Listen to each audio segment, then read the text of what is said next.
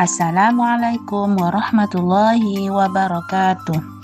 Saya Beni Warni, mahasiswa Universitas Terbuka dengan nomor induk mahasiswa 856538486 UPBJJ Pekanbaru. Baiklah, untuk praktikum kali ini yaitu modul 7, kegiatan praktikum 1, sifat cahaya. Percobaan pertama yaitu pemantulan cahaya. Tujuan dari percobaan ini adalah yang pertama, menjelaskan sifat-sifat cahaya. Yang kedua, menjelaskan sifat-sifat bayangan yang dihasilkan oleh cermin. Ketiga, menjelaskan sifat-sifat bayangan yang dihasilkan oleh lensa. Keempat, menentukan fokus cermin cekung. Dan yang kelima, menentukan fokus cermin cembung. Adapun alat dan bahan yang saya gunakan adalah yang ada cermin cembung, cermin cekung,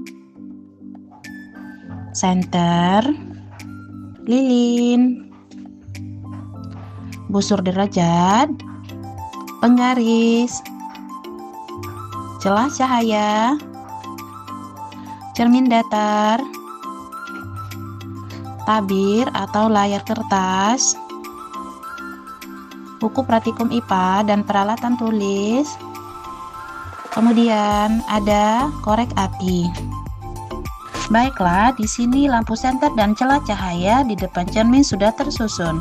Lampu senter sudah dinyalakan dan di sini dapat kita lihat jalan berkasnya cahaya pada saat sebelum dan sesudah mengenai cermin datar.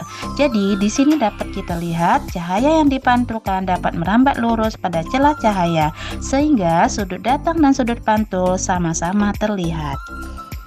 Di sini dapat kita lihat sudut datang 30 derajat, sudut pantul 30 derajat. Sudut datang 50 derajat, sudut pantulnya 50 derajat juga.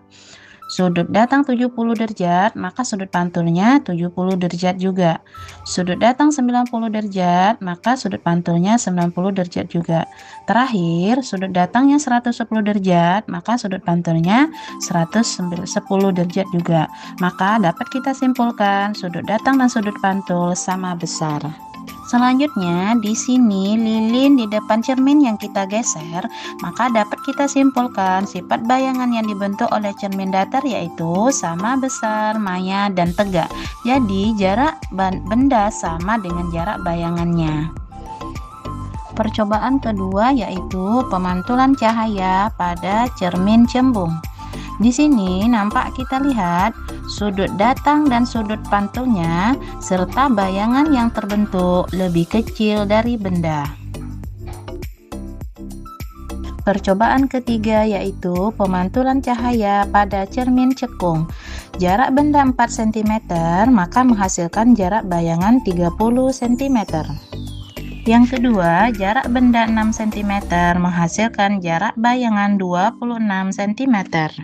Selanjutnya, jarak benda 8 cm menghasilkan jarak bayangan 19 cm.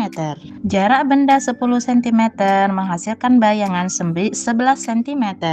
Dan yang terakhir, jarak benda 12 cm menghasilkan jarak bayangan 3 cm. Dapat kita simpulkan, semakin jauh jarak benda, maka jarak bayangan yang dihasilkan semakin dekat dari cahaya. Percobaan kedua yaitu pembiasan cahaya. Alat dan bahan yang saya gunakan adalah lampu laser atau senter, celah cahaya, balok kaca, kertas putih, lilin, busur derajat, lensa cembung, lensa cekung, penggaris, dan tabir kertas atau layar. Di sini lampu senter, celah, dan balok kaca sudah tersusun seperti gambar 7.4. Sudut datang dan sudut bias nampak terlihat. Di sini dapat kita lihat sudut datang 70 derajat dan sudut biasnya 110 derajat. Sudut datang 80 derajat, maka sudut biasnya di sini 100 derajat.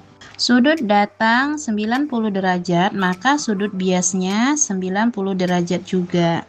Sudut datang 100 derajat, maka sudut bias yang dihasilkan 80 derajat. Dan yang terakhir, sudut datang 110 derajat, maka sudut bias yang dihasilkan 70 derajat. Selanjutnya yaitu mengamati sebuah huruf pada buku dengan jarak relatif dekat antara lensa dan huruf. Di sini kita gunakan lensa cembung dan akan kita geserkan lensa perlahan-lahan menjauhi huruf sampai bayangan huruf menjadi sangat besar, kabur atau tidak tampak. Bayangan huruf tidak tampak pada ukuran 22 cm. Dapat kita simpulkan semakin jauh lensa yaitu hurufnya semakin buram dan semakin dekat lensa maka bayangan huruf dapat terlihat lebih besar. Selanjutnya, lensa cembung, layar, lilin, dan penggaris panjang sudah tersusun. Di sini kita atur letak lilin dan lensa cembung agar diperoleh bayangan nyala lilin paling tajam pada tabir. Maka kita dapat mengukur jarak benda dan jarak bayangan. Jarak benda 17 cm, maka jarak bayangan yang dihasilkan yaitu 16 cm. Jarak benda 15 cm, maka jarak bayangan yang dihasilkan 14 cm. Jarak benda 14 cm, maka jarak bayangan yang dihasilkan 13 cm. Jarak benda 11 cm, jarak bayangan yang dihasilkan 12 cm. Dan yang terakhir, jarak benda 8 cm, maka jarak bayangan yang dihasilkan 14 cm.